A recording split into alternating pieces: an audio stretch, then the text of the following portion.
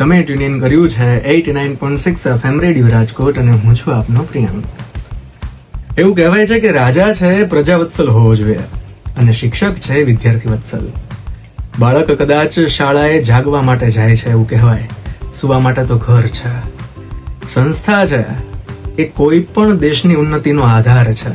આજે વાત કરવી છે એક એવી જ સંસ્થાની કે જેને રાજકોટના શિક્ષણને, આજુબાજુના વિસ્તારના શિક્ષણને ઉન્નત કર્યું છે અને એક કહેવાય ને કે સાર્થક ધરોહર મૂકી છે એક આધારશીલ શિક્ષણની, કે જેના આધારે દેશ ક્યાંક એટલે ક્યાંક ઊંચાઈએ પહોંચી શકે.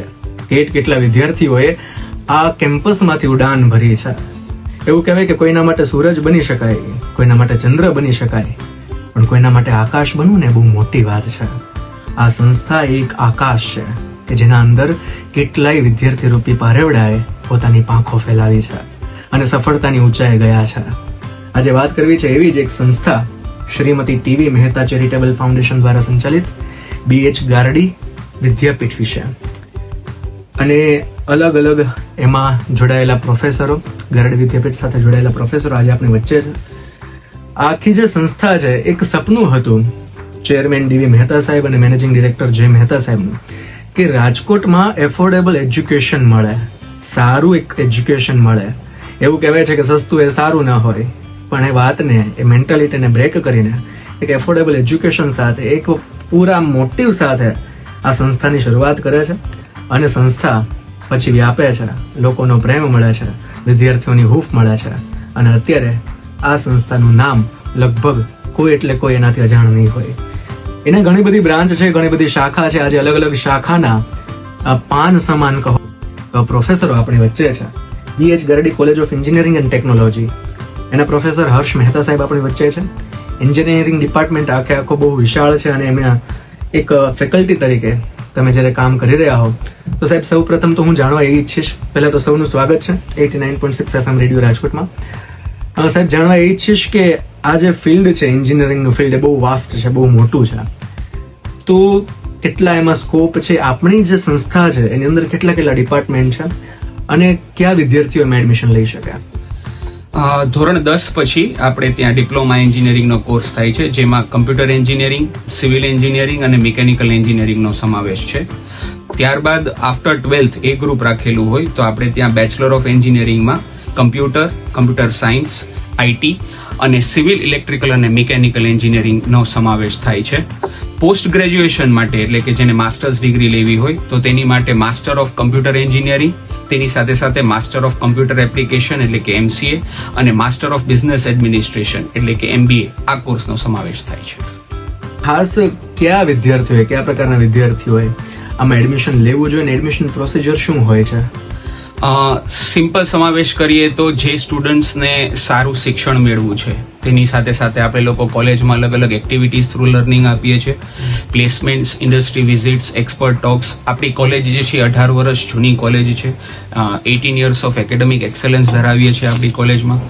જે છોકરાઓને સાચી રીતે ભણવાનું, જો એડમિશન લેવા માટે ભણવું હોય તો એની માટે આપણે લોકો શિક્ષણ જગતમાં અફોર્ડેબલ એજ્યુકેશન સિસ્ટમ પ્રોવાઈડ કરીએ છીએ. આપણે ત્યાં કોલેજની અંદર જ અલગ અલગ ઘણા બધા ડિપાર્ટમેન્ટ્સમાં અલગ અલગ ઇન્ડસ્ટ્રી વિઝિટ્સ થતી હોય છે. છોકરાઓનું 360 ઓલરાઉન્ડ ડેવલપમેન્ટ આપણે લોકો સ્ટુડન્ટ્સનું આપીએ છીએ. જે સ્ટુડન્ટ્સને ખંત સાથે ભણવાની ઈચ્છા હોય, જેને જિજ્ઞાસા ધરાવતા હોય અને જેને પોતાનું ઓવરઓલ ડેવલપમેન્ટ કરવું હોય એવા સ્ટુડન્ટ્સે આ કોલેજમાં એડમિશન લેવું જોઈએ. ખાસ સર, તમે ઘણા બધા એવા મુદ્દાઓ કહ્યા કે શા માટે વિદ્યાર્થીઓએ આ સંસ્થામાં એડમિશન લેવું જોઈએ અને કયા પ્રકારના વિદ્યાર્થીઓ, જેને ખંત છે, જેને જિજ્ઞાસા છે, એ બધું તો છે, પણ ઘણી બધી કોમન પ્રોસિજર જે રહેતી હોય છે જેનાથી ઘણીવાર કેવું હોય કે વિદ્યાર્થી અજાણ હોય છે કે એને એ સ્ટ્રીમમાં જવું તો છે પણ ઘણીવાર એની પાસે નોલેજ નથી કે આ સ્ટ્રીમની અંદર કઈ રીતે પ્રવેશ લેવો. એના મનના અભરખાઓ તો છે પણ ક્યાંક ને ક્યાંક મિસગાઈડ પણ થતો હોય એવું બને.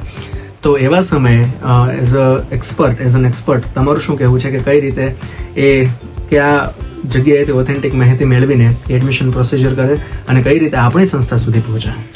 બીએચ ગાડી college of engineering technology GTU approved છે, AICTE અપ્રુવડ છે, GTU એફિલિએટેડ છીએ આપણે. ACPC થ્રુ જે એડમિશન્સની પ્રોસેસ થાય છે તેમાં લોકો આપણી બીએચ ગાડી કોલેજનું ઓપ્શન સિલેક્ટ કરીને બીએચ ગાડીમાં એડમિશન્સ લઈ શકે છે. તદુપરાંત એ લોકો કોલેજની વિઝિટ કરી, કેમ્પસની વિઝિટ કરીને બી એડમિશન્સ લઈ શકે છે. આપણી કોલેજમાં દરેક ડિપાર્ટમેન્ટના અલગ અલગ બિલ્ડિંગ આવેલા છે. એન્જિનિયરિંગ ડિપાર્ટમેન્ટ છે, સિવિલ મિકેનિકલનું ડિપાર્ટમેન્ટ છે, તો દરેક ડિપાર્ટમેન્ટની વિઝિટ લઈ અને પછી કેમ્પસ વિઝિટ કરીને બી એડમિશન લઈ શકે છે.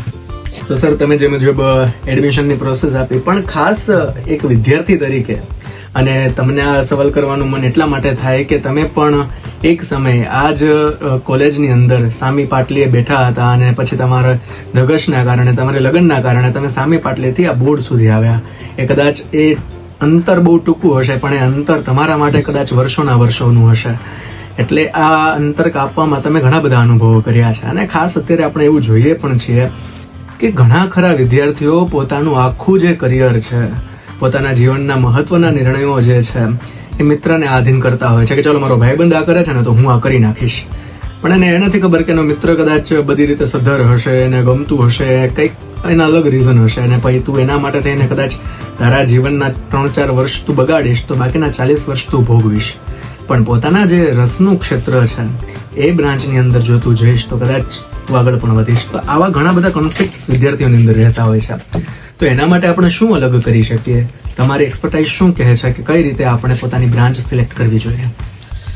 જે બાળકો, જે સ્ટુડન્ટ્સને ફિઝિક્સ સબ્જેક્ટની અંદર અથવા તો મેથ્સ જે કંઈ આપણે 12th સાયન્સ પછી એ ગ્રુપ છે એની અંદર રસ ધરાવતા હોય તો હાર્ડ બ્રાન્ચની ઘણી બધી અલગ અલગ સુવિધાઓ અવેલેબલ છે, જેમાં મિકેનિકલ એન્જિનિયરિંગ છે, એની સાથે સાથે સિવિલ એન્જિનિયરિંગ છે.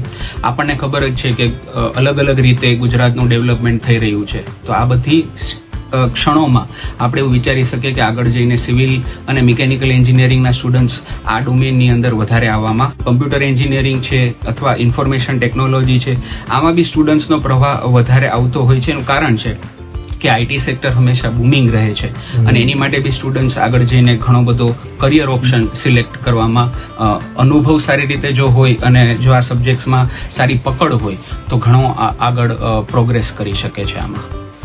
સર, ખાસ કોઈ એવા વિદ્યાર્થીઓ કે જે આઈડિયલ હોય કે કોઈ આપણી સંસ્થાની એવી અચીવમેન્ટ કે જેને આપણે લોકો વચ્ચે મૂકી શકીએ, જેથી કરીને લોકોનો વધુ આપણને વિશ્વાસ મળે કે ના, કદાચ મારું બાળક છે, કદાચ મારો છોકરો છે આ સંસ્થામાં જશે તો એને આ પ્રકારની સિદ્ધિઓ મળી શકે છે, એને આ પ્રકારનું શિક્ષણ મળી શકે છે. આપણે એવું વિચારતા હોઈએ છીએ કે માસ્ટર્સ કરીએ તો વધારે ભણવાનું અઘરું થઈ જાય છે. આપણી કોલેજમાં MCA ડિપાર્ટમેન્ટની અંદર ગત વર્ષ 2022માં GTU ટોપ 10 ની અંદર ફર્સ્ટ રેન્ક આવેલો છે આપણી એક સ્ટુડન્ટનો, જેને 4 સેમિસ્ટરની અંદર ફર્સ્ટ રેન્ક GTUમાં મેળવેલ છે અને સાથે સાથે ગોલ્ડ મેડલ બી મેળવેલ છે. એટલે કહેવાનો અર્થ એ છે કે જ્યારે ભણવાનું અઘરું થઈ શકે તો એ ભણવાને સહેલું બનાવવું એક શિક્ષકનો અધિકાર હોય છે, એ શિક્ષકની અંદરની કેળવણી હોય છે. તો શિક્ષક કેવી રીતે ભણવાનું પીરસે છે છોકરાને, તે રીતે વિદ્યાર્થીઓનો ઓલરાઉન્ડ ડેવલપમેન્ટ થઈ શકે છે.